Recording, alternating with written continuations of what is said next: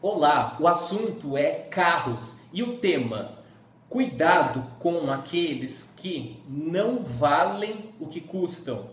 Para que a gente possa escolher bons carros, e é esse o assunto que a gente tem conversado aqui no canal, o seu carro ideal, é importante que a gente saiba reconhecer o que é importante para evitar carros que custam muito, mas muito mais caro do que deveriam. E a gente está pensando em você, consumidor que dá valor ao seu dinheiro e quer escolher um bom carro. Então, vamos conversar sobre isso? O meu nome é Leandro Mateira, eu sou consultor automotivo pessoal na Carro e Dinheiro e autor do livro digital Como Escolher o Seu Carro Ideal. E eu, de cara, gostaria de lembrar de uma citação do grande investidor Warren Buffett, que diz o seguinte: preço é aquilo que a gente paga e valor é aquilo que a gente leva. Isso é muito importante. Por quê? Porque o que está por trás dessa ideia é o seguinte: é fundamental que a gente tenha um foco muito grande na qualidade do carro que a gente pretende comprar. Isso vai se traduzir em satisfação para você, para sua família. Então é legal a gente começar pensando no seguinte: para analisar o custo-benefício, é importante que a gente leve em conta todos os impactos financeiros gerados pelo carro ao longo do tempo e não somente o preço de compra. Esse é um assunto que eu trato no que eu chamo de estrutura de preço dos carros no Brasil, que basicamente defende a ideia de que a gente precisa olhar para os custos desde o momento da compra, passando pelo período de propriedade, terminando lá na venda.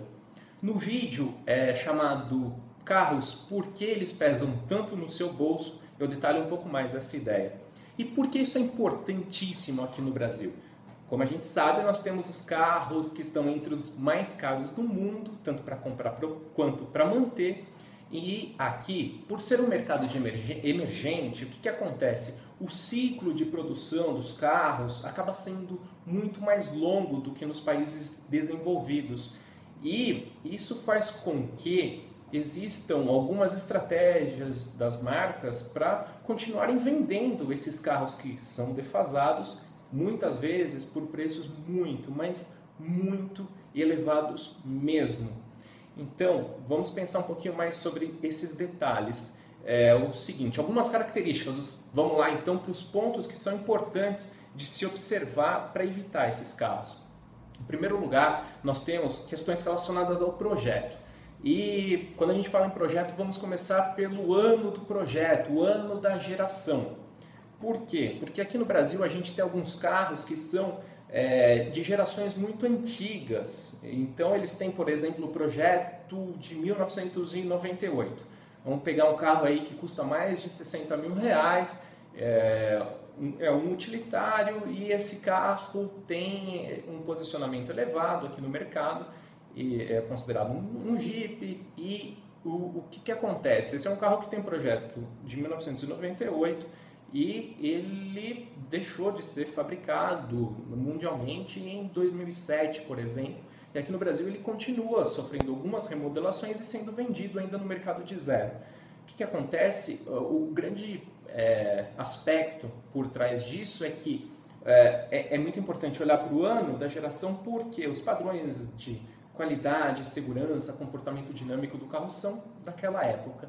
E aqui eu faço um parênteses para comentar que a nossa ideia não é falar de um carro ou de outro, é falar do que está por trás, né, dos conceitos importantes para você, para que você possa saber como selecionar os carros e saber os pontos importantes. A gente não está aqui para discutir um modelo ou outro, porque isso está generalizado no mercado, então a gente dá alguns exemplos, mas apoiados em conceitos para que você faça as suas escolhas de uma forma consciente.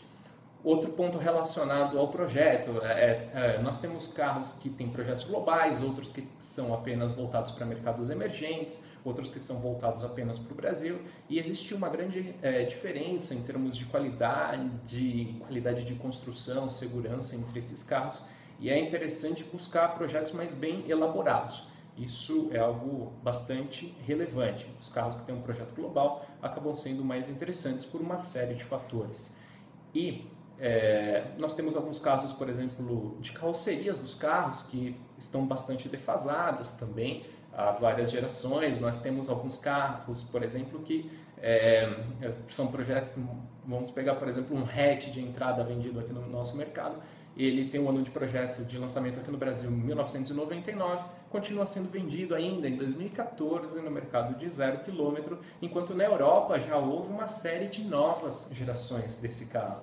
Então é importante atentar para isso, para que você pense bem, será que um carro desse tão defasado vale aquilo que está sendo cobrado por ele? E nós temos outros casos também que são bem alarmantes. Nós temos alguns carros vendidos com plataformas muito antigas. Por exemplo, ainda a gente tem um hatch vendido no nosso mercado cuja plataforma é de um carro 1994. São 20 anos. Lembra da Copa de 94? Onde você estava? Como era a vida em 94?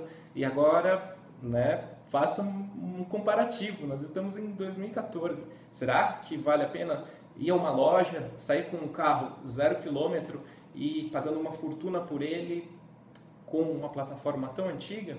Isso também se aplica a motores. Nós temos alguns casos de carros, e olha só, até de segmentos considerados mais sofisticados. Aqui a gente tem, por exemplo, um sedã que tem um posicionamento de sedã médio no mercado e que continua apresentando um motor cujo projeto estrutural ainda é o mesmo desde os anos 80.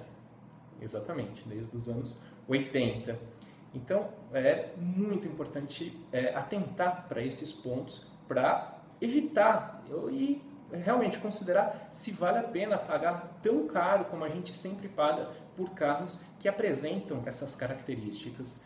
E quando a gente pensa num carro de qualidade, é interessante que a gente avalie todas essas questões relacionadas ao projeto, às características, porque um carro bom e bem conservado pode durar por mais tempo. E se você ficar com o carro por mais tempo, isso daí também vai ser vantajoso financeiramente para você. Vai ser algo bastante positivo. Então, é muito importante também na hora que você vai comprar, observar se o determinado carro, pelo segmento dele, oferece aquilo que seria esperado em termos de equipamento. Por exemplo, nós temos casos de SUVs vendidos no mercado por mais de R$130 mil que não contam com controle de estabilidade, que é algo muito importante num carro que tem o centro de gravidade elevado.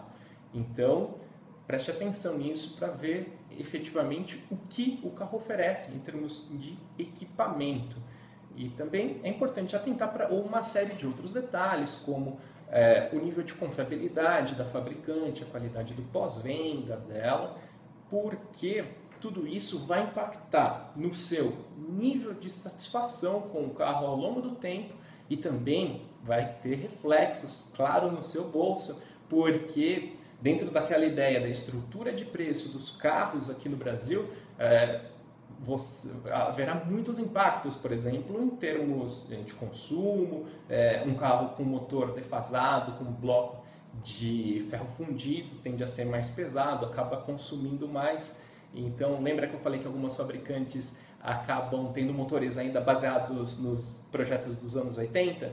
Pois é, tem montadoras que têm essa característica e elas acabam nem submetendo o carro ao teste do Inmetro, justamente por conta disso. E o que acontece? Maior consumo, maior o seu gasto. Você sente isso no seu dia a dia, reflete no seu bolso. Por isso, toda consciência e toda atenção é muito importante. E outros carros também podem ter um preço de compra um pouco mais atraente, mas ao longo do tempo eles acabam gerando uma série de gastos adicionais, e tem outros que acabam apresentando uma grande desvalorização e pior, você não consegue revender depois. Para vender efetivamente, você tem que dar um desconto muito grande ainda em cima do preço da tabela.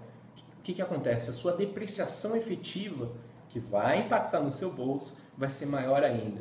Por isso, toda a atenção para evitar esse tipo de carro, isso daí é algo muito importante. Porque aqui no Brasil nós temos uma série de questões relacionadas com o posicionamento nós temos um mercado que está bastante concentrado nas mãos de poucos fabricantes, isso daí acaba gerando impactos em toda a segmentação do mercado. A gente vai conversar mais a respeito de posicionamento em outras oportunidades, mas fica a dica.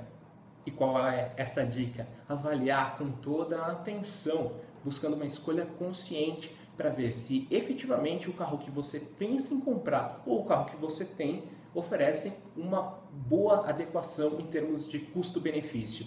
Pensando no quê? Na qualidade, na segurança e nos reflexos financeiros. E esse daí tem sido justamente o foco também do meu trabalho na consultoria automotiva pessoal Carro e Dinheiro. O site é www.carroedinheiro.com.br e lá é uma consultoria personalizada que eu presto para os clientes. Eu converso com eles pelo Skype, analiso qual é o perfil, quais são as necessidades, as prioridades, e esclareço uma série de dúvidas sobre esse nosso mercado super complicado e depois eu apresento um relatório com as 3 melhores opções, de acordo com o perfil que eu avalio. E também considerando essa experiência e tudo aquilo que eu tenho observado ao longo da minha vida inteira, eu tenho interesse por carros e finanças realmente há muito tempo, desde criança, e considerando uma série de aspectos que eu tenho observado, alguns erros, alguns acertos, alguns pontos realmente importantes que às vezes as pessoas acabam esquecendo de considerar no momento da compra, eu também escrevi um livro digital chamado Como Escolher o Seu Carro Ideal, que está disponível no site www.oseucarroideal, e ele traz um roteiro completo para quem realmente quer saber quais são os passos importantes para buscar uma escolha consciente. Eu agradeço muito pela sua atenção. Se você gostou desse vídeo, eu também o convido a se inscrever no nosso canal aqui no YouTube para ficar por dentro das novidades sobre o seu carro e o seu bolso. Obrigado pela atenção, um grande abraço e até a próxima. Valeu, até mais!